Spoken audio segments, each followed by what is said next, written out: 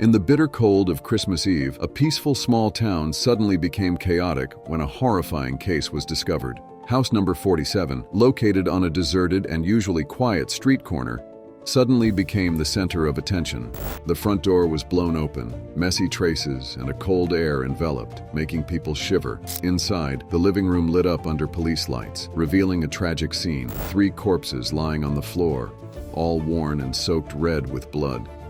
Immediately, police and investigators began to spread out everywhere, collecting evidence, looking for clues about the culprit lurking in the darkness of Christmas Eve, when the world was immersed in joy and warmth. The statewide manhunt for a notorious criminal now known as the Santa Killer, a man whose brutality has just escalated to unprecedented levels, begins. The case not only stirred public opinion, but also spread fear into the hearts of the town's normally peaceful people. This is 10-year-old Amber Daniels, the bravest girl. She was kidnapped, abused, along with her 2 younger sisters, but she survived, outsmarting her captor. She went on to solve her own case and made sure the man responsible would pay for what he took from her. At 5 a.m. on December 4th, 1997, in the early morning calm of Bacon County, Georgia, a local farmer was tending to his fields when he encountered an unexpected sight. Along the roadside, 3 young girls wandered, barefoot and clad only in their pajamas. Concerned, the farmer approached them and discovered they were from a small town called Santa Claus, Georgia, some 50 miles north. Alarmed by their disoriented state and the distance from their home, he immediately contacted 911. Upon arrival, the Bacon County Police swiftly took charge, bringing the children to the station. There, they began to piece together the events that had led the girls to run so far from home, questioning them gently about their residence and what had happened. The 10-year-old Amber says they're sisters and part of the Daniels family and gives them her home address. Deputy Sheriff Mike Harlan is sent to the children's house to get any information he can. However, upon his arrival, an eerie silence greets him. Deputy Harlan advances toward the house, noting the open front door. With a loud voice, he announces his presence, inquiring if anyone is there. Silence persists.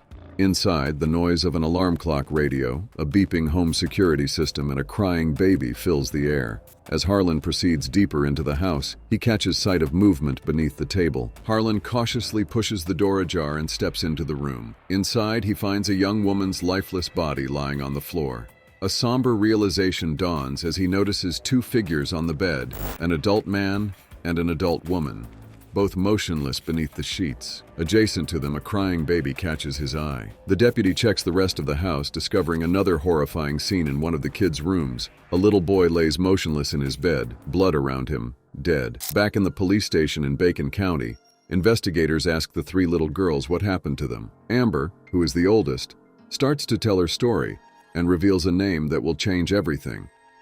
She tells them that she was taken from her bedroom earlier that night by a man named Scott. In 1995, 8-year-old Amber resides with her biological mother, Kim, who has overcome alcohol addiction. Amber and her siblings experienced multiple placements in foster care due to Kim's inability to care for them. However, Kim remained steadfast in her determination to turn her life around and create a nurturing environment for her 3 children. Through her involvement in Alcoholics Anonymous, Kim encounters Danny Daniels, another individual in recovery, and they form a bond, embarking on a journey toward sobriety together. Danny and Kim got married, bringing together his teenage daughter Jessica and her 3 kids, Brooke, Bryant, and Amber, all under one roof. Kim's aspiration of providing a secure, loving, and supportive home for her children was becoming a reality. Just a few years before, it was her who needed assistance for her children. Now that Kim was sober with a stable home, she was eager to give back and open her doors to foster children, creating a nurturing environment of her own. Amber remembers from a young age how her family started to welcome foster children. One of the first foster children the Daniels welcomed was a young girl named Joanne. Joanne's biological mother would be allowed to come over for visits, often accompanied by her son, Jerry Scott Heidler. Jerry, or as the kids referred to him as simply Scott, was 18 years old and was very friendly with all the kids, playing games with them, jumping on the trampoline, and even teaching the children how to fish. But one day Jerry stops coming over. 2 years go by and his sister Joanne has gone back into her mom's care, leaving the Daniels behind, and neither Amber nor her family have heard from Jerry since then. It's now 1997. The Daniels have a full house, with 3 foster children added to their original 4. As the holidays approach, they look forward to a festive time together, as the family has already put up their Christmas tree. December 4th, only a few weeks before Christmas. Amber is sleeping peacefully like any other night when suddenly she's woken up. Even though she hasn't seen him in years, the little girl recognizes Jerry. Amber is in shock. In the distance, she can hear her siblings crying from the other room. Jerry tells her they must leave the house immediately. Jerry firmly grasps Amber's arm and guides her swiftly down the hallway. The young girl, bewildered, inquires about her parents' whereabouts. He tells her that her mom and dad are not in the house and that they've already left with the other children, and they've told him to get her and her 2 other young sisters, Amanda and Brooke. But just before they leave by the front door, Amber turns around and sees her 4-year-old brother, Corey, hiding underneath the kitchen table. In the distance, she hears her baby brother Gabe crying. They all get inside his van as he tells them he's taking them to their parents. But as he continues to drive down the deserted road, the girls become increasingly worried and begin to cry, not knowing where they're going or where their parents are. After driving for more than half an hour, the car slows down and turns onto a side street and then parks underneath a bridge. Jerry then proceeds to turn off the engine and tells Amber to get in the back with him as he makes Amanda and Brooke move to the front. The man proceeds to remove his clothing. Amber notices a knife in his boot and a gun on the floor of the vehicle. He then forces himself on 10-year-old Amber. When Jerry finally stops, he orders Amber to put her clothes back on. The little girl obeys while her attacker gets out of the car and back behind the wheel. Without any words, Jerry starts to drive again. The 3 sisters remain silent, gripped by terror and shock, as they follow Jerry's lead with trepidation.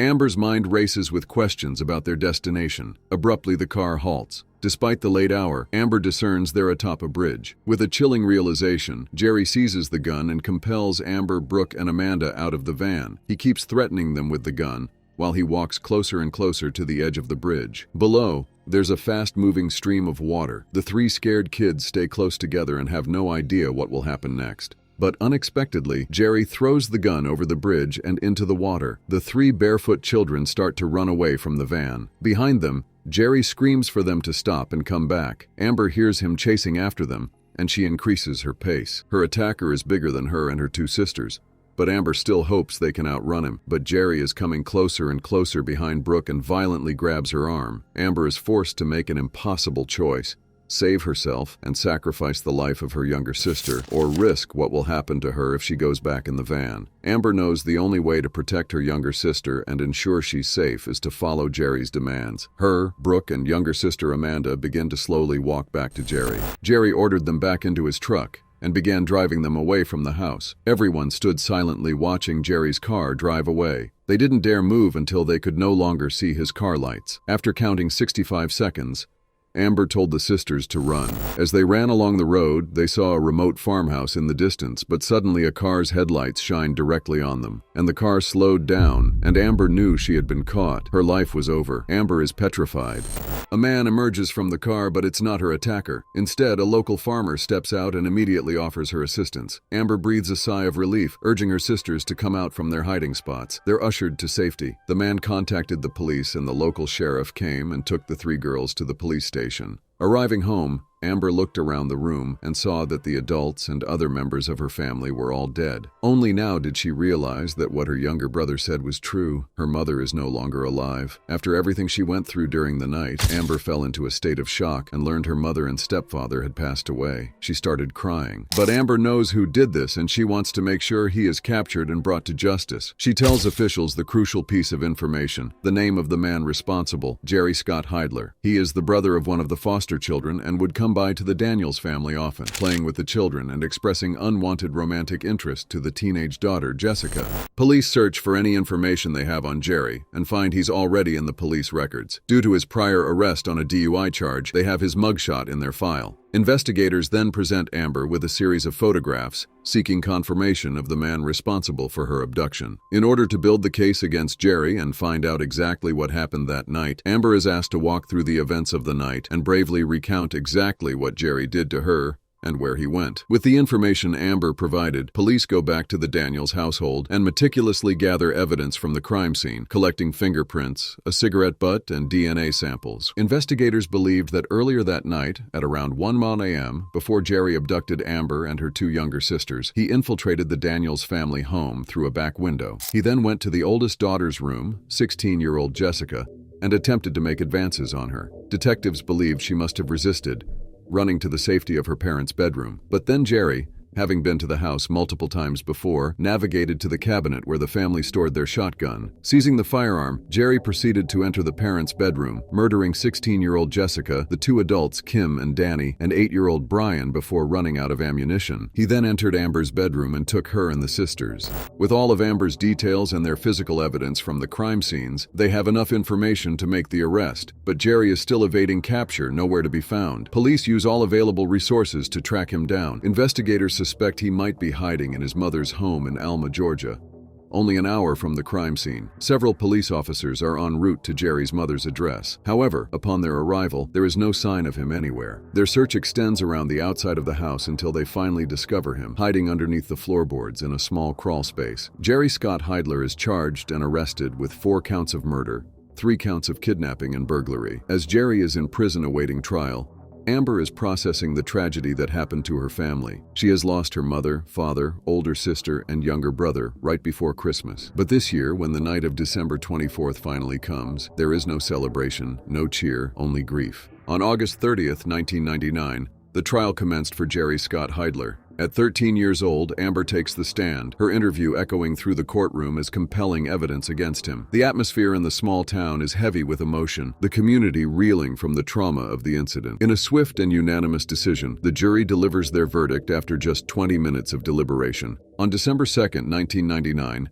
Jerry Scott Heidler was convicted of 4 counts of malice murder, kidnapping, aggravated child molestation, and burglary. He is sentenced to death. It's been more than 2 decades since the tragedy. Today, Amber is not letting her past define her, determined to live her life to the fullest. Amber's mother overcame personal struggles to ensure her children would grow up feeling loved. Now, Amber has embarked on a journey of building her own family. With unwavering devotion, she showers her child with love and attention, determined to cultivate the same nurturing and beautiful home environment her own mother once crafted. Through introspection, Amber has come to understand that the traumas of her childhood were not her responsibility to bear. She has relinquished the grip of anger from her past, recognizing that it holds no place in fostering love and harmony within her present family.